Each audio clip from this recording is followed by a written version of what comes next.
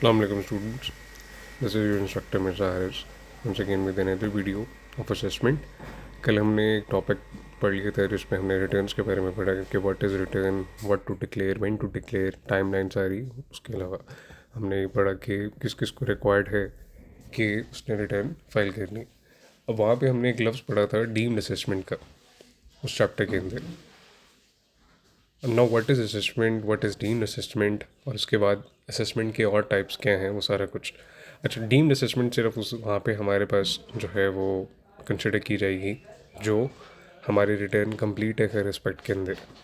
लेकिन अगर for example इसके अलावा कोई वेरिएशन है किसी किस्म की, तो वो हमारे पास असेसमेंट के अदर रूट्स के अंदर आएगी। आज हमने उसके ऊपर थोड़ी सी डिस्कशन करनी है। सबसे पहले वो रूट ये है कि there are 3 ways of framing an assessment अंदर normal assessment, usually just assessment. सबसे पहले बेस्ट जजमेंट, प्रोविजनल और नॉर्मल असेसमेंट। ये हमारे पास 3 किस्म के रूट्स होते हैं। नॉर्मल रिटर्न जब हम जिसको कहते हैं, जिसके अंदर एक्चुअली नो चेंजेस, किसी किस्म की चेंज नहीं होती, उसको हम कहते हैं ये नॉर्मल असेसमेंट है। असेसमेंट का मतलब क्या है कि आपने एक काम कर दिया, अब now the authority would actually assess it कि whether it is complete in all aspects और नॉट। नॉर्मल असेसमेंट वो कहते हैं कि if a tax payer has furnished a complete return of income other than revised return, the commission is treated to have assess the income and tax there on. अगर आपने एक complete return कर दी, revise return नहीं है, तो इसका मतलब ये है कि आपकी असेस किया जाएगा कि आपकी इनकम टैक्स की रिटर्न हो चुकी है। A return is complete if it is in prescribed form, accompanied by the required documents, annexed statements, fully states all relevant particulars, duly signed, evidence payments due date, and is accompanied by wealth statement। कल हमने wealth statement में पढ़ी कि what is wealth statement। तो basically जब ये सारे particulars आपके कंप्लीट होंगे तो आपका असेसमेंट को भी कंप्लीट कंसिडर किया जाएगा, रिटर्न को भी कंप्लीट कंसिडर किया जाएगा। The return is process through an automated system. कल हमने पढ़ा था कि एक ऑटोमेटेड सिस्टम होता है, डिजिटलाइज सिग्नेचर्स होते हैं, सारा कुछ होता है। To arrive at the correct total income, taxable income, tax payable by adjusting for any arithmetical error, any apparent incorrect claim, disallowance any loss, deductible allowance और टैक्स क्रेडिट और disallowance of carry forward of loss. अब यहाँ पे उसने 3-4 चीज़ें हमें बता दी कि जब भी आप कभी रिटर्न करते हैं तो क्योंकि ऑटोमेटेड प्रोसेस होता है तो ये 4-5 चीज़ें हमारी ऑटोमेटिकली उसके अंदर रिकनसाइल हो रही होती हैं, जिसमें अरिथमेटिकल एरर आ गया, कोई अपेरेंट इनकरेक्ट क्लेम है, कोई डिसअलाउंस है, या कोई किसी किस्म का कैरी फॉरवर्ड लॉस है। Adjustment are made only after system generated notice to the tax payer, the response is considered and if none is received within 30 days adjustment are made anyway. उसमें क्या होता है कि हमारे पास कोई भी किसी किस्म की एडजस्टमेंट सब्सिक्वेंट अगर बनती है तो उसका एक रिस्पॉन्स बनता है। लेकिन अगर फॉर एग्जांपल 30 days तक नहीं होता तो जो एडजस्टमेंट्स होती हैं वो फिर एनी वे कंसिडर की जाती हैं कि यही आपकी एडजस्टमेंट्स हैं। If no adjustment is made within 6 months of the filing, the return figures as declared are assumed adjusted and the taxpayer is informed automatically through IRS। अगर 6 months तक कोई एडजस्टमेंट नहीं की गई सिस्टम की तरफ से तो उसका मतलब ये होता है कि हमारे पास now the second stage is assessment in case of incomplete return. कि अब इनकम्प्लीट रिटर्न है तो उस केस के अंदर क्या होगा, तो स्टेप 1 है कि डेफिशिएंसी का नोटिस आ जाएगा। Commissioner issue notice on deficiencies other than incorrect tax on taxable income और short payment of tax, ordering the missing information to make it complete return issuable within 180 days at the end of the financial year to which the return was filed। यानी जब भी हमने return file कर दी उसके 180 days तक, यानी next 6 months, वही ऊपर वाली 6 मंथ है, वो कहता है कि अगर कोई एडजस्टमेंट हमारी नहीं बन रही किसी किस्म की, लेकिन अब एडजस्टमेंट बन गई है, उसका भी टाइमलाइन 6 मंथ्स है, और इधर भी अगर उसने आपको नोटिस करना है, ऑर्डर करना है, तो उसके लिए भी 180 डेज यानी 6 मंथ्स ही रिक्वायर आपसे करेगा। Compliance in time, return date is complete from the day when it was furnished. कि जब हमने अगर फॉर एग्जांपल इस स्टेप को फॉलो कर लिया तो रिटर्न हमारी कंप्लीट कंसिडर की जाएगी उसी दिन से जब हमने रिटर्न फर्निश की थी। Non compliance, return was treated as invalid as if no return has been furnished. अगर नॉन कंप्लाइंस की है तो हमारी कोई भी रिटर्न कंसिडर नहीं की जाएगी। Work example, for example mister Atif filed his return on 15 September 2025, till when can commissioner issue a notice, answer with in 180 days that is 30 June 2026, and of the financial year of filing. यानी financial year के 180 days के अंदर अंदर वो जो है हमें उसके एंड ऑफ फाइनेंशियल ईयर से हमें बेसिकली नोटिस आ सकता है। Coming forward, the second type of assessment हमारे पास it is best judgement assessment. Triggered if a person fails to, ये होती कब है, ये ट्रिगर कब होती है कि person fails to furnish what और fail to produce what. Fail to furnish के अंदर आता है return of income in response to the commission notice. Commission ने आपको नोटिस किया लेकिन हमने रिटर्न फर्निश नहीं की।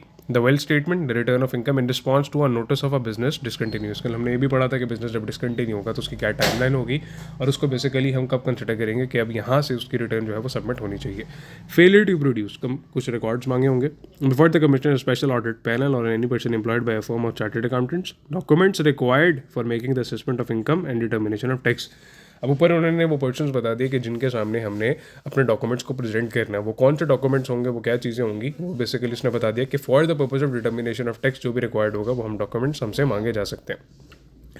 The Commissioner may, based on the available information and to the best of its judgment, assess the taxable income of the person and the tax due thereon. He may determine taxable income under sectoral benchmark ratios prescribed by the board. अब क्योंकि उसने basically हमारे पास tax determine करना है खुद से, तो उसके लिए डेफिनेटली रेलेवेंट कुछ बेंचमार्क्स होंगे। जैसे फॉर एग्जांपल अगर कोई ऑटोमोबाइल इंडस्ट्री है, कोई केमिकल इंडस्ट्री है, कोई मैन्युफैक्चरिंग इंडस्ट्री है, कोई सर्विस सेक्टर इंडस्ट्री है, अब वहाँ की कोई कंपनी है या वहाँ का कोई कंपनी का बंदा है जो टैक्स पेयर है या कोई एम्प्लॉय है या कोई बिजनेसमैन है, तो अब उसने उसके जो रेलेवेंट रेशियोज होंगे वो सेक्टोरियल वाइज पिक होंगे, यानी सेक्टर वाइज पिक हो रहे होंगे। The assessment order must state the taxable income, the tax due, the tax paid, if any, and the time, place and manner of appealing the order. अब क्योंकि हमें assessment order आ गया, assessment order क्यों आया कि हमने अपनी रिटर्न की, उस रिटर्न में हमारी मिस्टेक्स थी, कमिश्नर ने अपनी असेसमेंट करी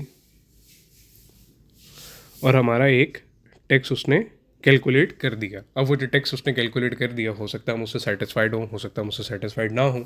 सेटिस्फाइड होंगे तो हम उसकी रिटर्न, उसकी टैक्स लायबिलिटी को सबमिट कर लेंगे और उस हिसाब से अपनी पेमेंट कर देंगे। हम कर देंगे कि ठीक है, जो टैक्स कमिश्नर ने बेसिकली नोटिस कर दिया, और ऐसे बहुत से केसेस में होता भी है कि टैक्स पेयर की जेन्युइन या वैलिड मिस्टेक होती है तो टैक्स पेयर उसके ऊपर एग्री कर लेता है, तो वो हमने कर लिया।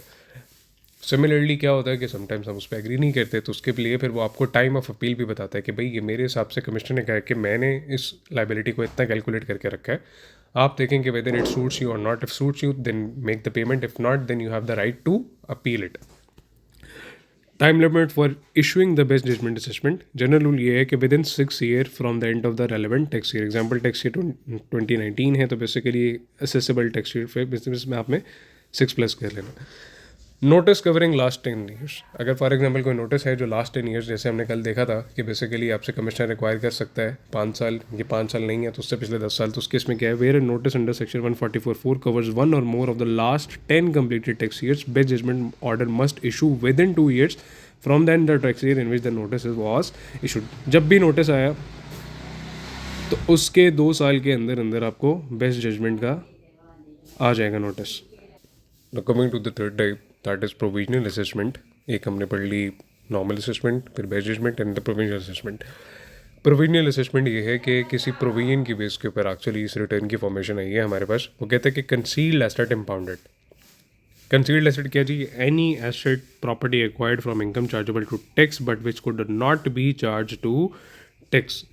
एक ऐसी इनकम जो चार्ज होनी चाहिए थी टैक्स को, बिजनेस की इनकम चार्ज होनी चाहिए थी टैक्स को अगर हम डिक्लेयर करते, सैलरी की इनकम चार्ज होनी चाहिए टैक्स को अगर हम डिक्लेयर करते, but if the income was not declared and was actually chargeable to tax but नहीं किया और उसकी बेस पे कोई एसेट फॉर्म हो गया, तो उस बेस पे हमारी जो असेसमेंट होगी वो प्रोविजनल असेसमेंट होगी। वो कंसील्ड एसेट के केस के अंदर प्रोविजनल असेसमेंट होनी है, तो गवर्नमेंट या अथॉरिटी उसका प्रोसीजर किस तरह ऑप्ट करेगी। Where commissioner government agency has impounded a concealed asset, उनको पता लग गया कि there is actually concealed asset, the commissioner में before issuing an assessment order issue a provisional assessment order. देखिए जैसे फॉर एग्जांपल बेस्ट जजमेंट तो इशू हो जाता है, उसके बेस पे क्या होता है कि डेफिनेटली आपकी लायबिलिटी डिटरमिन हो जाती है। अब क्योंकि अथॉरिटीज़ को पता लग रहा है, यानी उनको कोई इंडिकेशन है कि there is a concealed asset, there is a concealed asset, तो उसकी बेस के ऊपर एक प्रोविजनल असेसमेंट ऑर्डर आएगा before issuing the original assessment order. अब प्रोविजनल असेसमेंट ऑर्डर के ऊपर भी डेफिनेटली चैलेंज किया भी जा सकता है, नहीं भी किया जा सकता, उसके ऊपर जो लायबिलिटी डिटरमिन होगी वो पे भी करनी पड़ सकती है, हो सकता है अपील भी जा सकती है।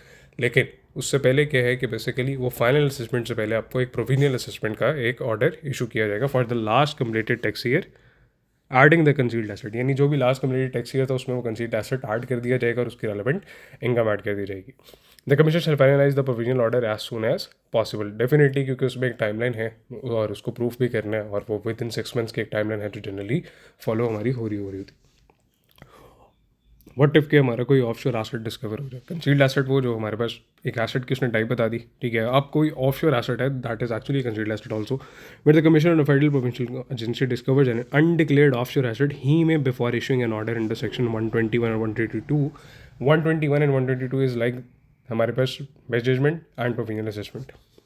Issue a provisional order for the last completed tax year adding the offshore asset, यानी बेसिकली हमारे पास बेस्ट जजमेंट ऑर्डर असेसमेंट का इशू होने से पहले या फिर बेसिकली कोई अमेंडमेंट होनी हमारी रिटर्न के अंदर, किसी चीज़ की लायबिलिटी का चेंज होना, अगर कोई ऑफशोर एसेट मिल गया है तो उस केस के अंदर जो है वो provisional order for the last completed tax year हमारे पास आ जाएगा जिसमें वो ऑफशोर एसेट ऐड हो चुका हो। कंसीलमेंट ऑफ इनकम इंक्लूड्स, अगर हम अपनी इनकम छुपा रहे हैं तो उसके अंदर क्या केसेस हैं कि जब लॉ कंसिडर किया जाएगा कि हमने अपनी इनकम को कंसील किया है। सप्रेशन ऑफ एनी आइटम और रिसीट और failure to disclose taxable income, suppress कर दिया, कम दिखा दिया ऑफ एनी आइटम और रिसीट और फेलियर या डिस्क्लोज ही नहीं किया। Claiming any deduction expenditure not actually incurred, कोई ऐसा एक्सपेंस हमने क्लेम कर लिया जो एक्चुअली इंकर हुआ ही नहीं था। Any act referred in section 111 unexplained income, unexplained income हमारे पास एक क्लॉज है बेसिकली सेक्शन 111, उसके अंदर अगर फॉर एग्जांपल हमारे पास कोई भी एक्ट रेफर किया गया है जो कि जिसकी बेसिस पे वो अनएक्सप्लेन्ड इनकम कंसिडर की जाएगी, अगर हमने उसका कोई उस तरह का कोई काम कर लिया तो डेफिनेटली वो किया जाएगा कि हमने इनकम को अपनी कंसील किया है। Claiming any income receipt as exempt which is actually taxable. For example हमारे पास एग्रीकल्चर इनकम है, किसी दौर में उसके ऊपर टैक्स नहीं होता था, आहिस्ता आहिस्ता उस पर टैक्सेशन इम्प्लीकेशंस आ रही हैं। तो हमारी एग्रीकल्चर इनकम थी आज के दौर में अज्यूमिंग, और उसके ऊपर टैक्स भी था, बट हमने सारी इनकम को एग्जेम्प्ट दिखा दिया whereas it was actually taxable. तो उसके मतलब क्या होगा कि हमने अपनी इनकम को कंसील किया है। Only counts as concealment if done knowingly and wilfully, knowingly and wilfully. मिसाल के तौर पे लॉ एग्जिस्ट ही नहीं करता था उस टाइम पे, but subsequent to that law आया, तो उसके मतलब ये है कि जिस टाइम पे लॉ एग्जिस्ट करता था और हमने जान के फिर उसको कंसील किया तो तभी वो कंसीलमेंट की जाएगी, अदरवाइज कंसिडर नहीं की जाएगी। गोइंग फॉरवर्ड हमारे पास स्पेशल प्रोविजंस आते हैं with respect to some assessments. Assessment in relation to disputed property, यानी एक ऐसी असेसमेंट है जिसके अंदर कोई ऐसी प्रॉपर्टी इन्वॉल्व है जो कि डिस्प्यूटेड है। अब अगर इस तरह का केस है, इस तरह का हमारे पास कोई भी सेटलमेंट बनती है, तो उसके अंदर क्या होता है कि जब भी कोर्ट डिसाइड कर देगा, बेशक वो जितनी मर्जी पुरानी प्रॉपर्टी डिस्प्यूट हो, लेकिन जब भी कोर्ट डिसाइड कर देगा तो जो बेसिकली उसका जो कमिंग फॉरवर्ड जो हमारा टैक्स ईयर होगा उसके अंदर हमारी जो असेसमेंट है वो हम उसमें अकाउंट फॉर कर लेंगे अपनी असेसमेंट को। Evidence of assessment, production of an assessment order और certified copy is a concluding evidence, यानी अगर फॉर एग्जांपल हमारे पास एक एविडेंस के तौर पे हम कहते हैं कि हमारी असेसमेंट हुई है नहीं हुई, या असेसमेंट की अमेंड हुई है नहीं हुई, तो उसके लिए कैसे प्रूव होगा कि टैक्स पे तक असेसमेंट डिलीवर हो चुकी है। तो एविडेंस ऑफ असेसमेंट क्या है जी? कंक्लूडिव एविडेंस होगा कि अगर असेसमेंट ऑर्डर या उसकी certified copy of due making an assessment and the correct amounts and particulars जो हैं वो टैक्स पेयर तक पहुंच चुके हैं, और उसी की बेस के ऊपर टैक्स पेयर को राइट भी है कि वो प्रोसीडिंग्स अंडर एन अपील भी फाइल कर सकता है। वो कहते हैं an order document is not to be quashed void और invalidated merely for a mistake. अगर फॉर एग्जाम्पल असेसमेंट ऑर्डर के अंदर किसी किस्म की मिस्टेक है, डिफेक्ट और omission, it shall be quashed only if, वो कहता है कि अगर आपने उसको कंसिडर नहीं करना तो आप सिर्फ इन बेसिस पे कंसिडर नहीं करोगे if it is not in conformity with the ordinance. जैसे फॉर एग्जांपल हमने एग्रीकल्चर इनकम वाला पॉइंट पढ़ा कि कमिश्नर ने एग्रीकल्चर इनकम पे टैक्स लगा दिया और उस टाइम पे लॉ इन एक्ट नहीं था या लॉ के अंदर प्रोविजन नहीं थी, तो बेसिकली आप उसको चैलेंज कर सकते हो उसके बेस पे कि असेसमेंट ऑर्डर ही गलत है। The person assessed intent to be assessed is not designated in according to the common understanding, और जो बेसिकली जिस पर्सन के ऊपर ये क्लेम लग रहा है कि उसके असेसमेंट को अमेंड किया जा रहा है, तो उसके सामने ही ट्रू फैक्ट्स या फिर एम्बिगुअस लैंग्वेज के अंदर असेसमेंट ऑर्डर बनाया गया है कि जिससे ट्रू फैक्ट्स हमारे पास अमेंडमेंट के सामने नहीं आ रहे, यानी उसको नहीं पता लग रहा टैक्स पेयर को कि बेसिकली उसके साथ अमेंडमेंट में हुआ क्या है, what he has to proceed with. तो इसको हम इस तरह कह सकते हैं कि वो जो बंदा था जो बेसिकली असेसी पर्सन है या बेसिकली जिसको असेस्ट किया जा रहा है, वो डेजिग्नेटेड नहीं है according to the common understanding, यानी उसको वो कॉमन अंडरस्टैंडिंग के अंदर उसको असेसमेंट के हिसाब से नहीं ट्रीट किया जा रहा। It's actually the important topic. अब तक के हमारे चैप्टर के अंदर बाकी भी चीज़ें इंपॉर्टेंट है, बट ये भी इंपॉर्टेंट है।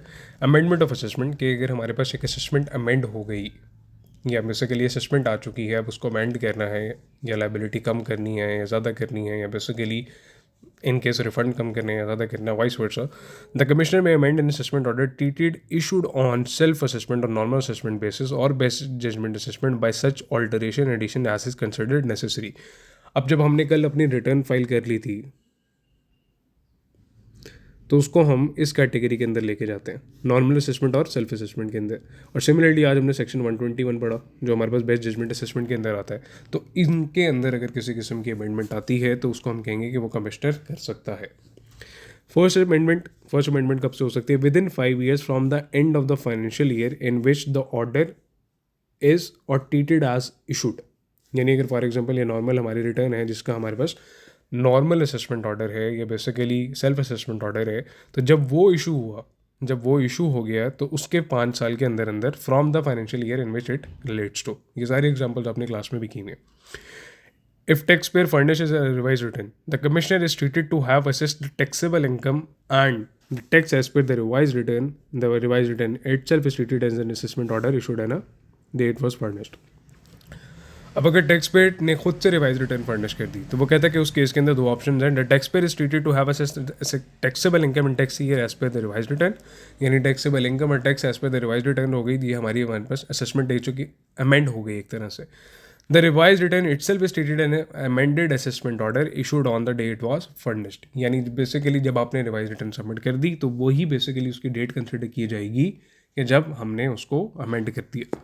Further amendments as many times as necessary within the later of.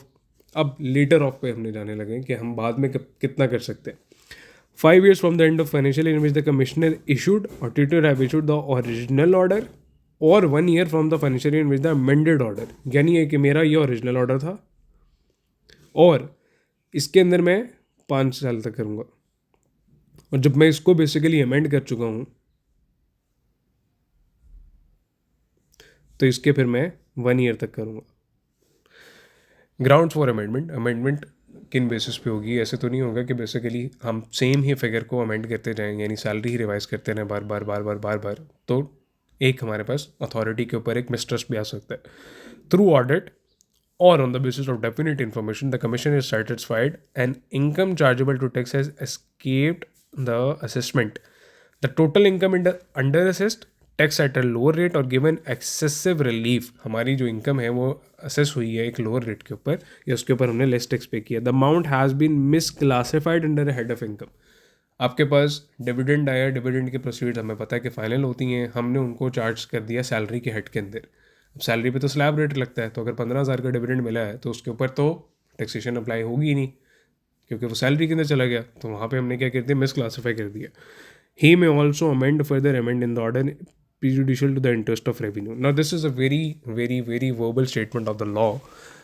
Prejudicial to the interest of revenue का मतलब ये होता है कि जब भी कभी अथॉरिटी को रेवेन्यू का नुकसान हो, यानी उनकी जेब पे, उनकी पॉकेट पे गवर्नमेंट के अगर हिट पड़े बाय एनी मीन्स, तो it is actually the valid ground for the authorities to make an assessment amend. Amended order must state the amended taxable income. Amended order जो आ रहा है उसके अंदर टैक्सेबल इनकम क्या रिवाइज हुई वो आनी चाहिए. Amended tax due, tax paid अगर हमारे पास कोई भी है किसी किस्म का. The time and place and manner of appealing हमारा नेक्स्ट चैप्टर है उसके ऊपर, तो हम अपील कब कर सकते हैं. Due process and time limit. Any assessment can only be amended after tax payer is given an opportunity of being heard. Just like initially आपको वो नोटिस करता है तो नोटिस के जवाब में टैक्स पेयर अपना रिस्पॉन्स रखता है. तो अगर टैक्स पेयर को वो एक मौका नहीं दिया गया यानी अपॉर्चुनिटी ऑफ बीइंग हर्ड नहीं दी गई तो उस केस के अंदर हमारी असेसमेंट अमेंड नहीं हो सकती. अमेंडेड ऑर्डर जो है इशू हो जाना चाहिए with in 180 days from the show cause notice. Now what is show cause notice? Show cause notice के अंदर जैसे हमने कल पढ़ा था कि अगर हमारी फॉर एग्जांपल रिटर्न हम रिवाइज कर रहे हैं तो उसमें टैक्स शॉर्ट पे किया जाएगा, तो इसमें एक हमने क्लॉज पढ़ा था कि शो कॉज नोटिस इशू हो चुका है, उसके बाद रिटर्न रिवाइज हो रही है.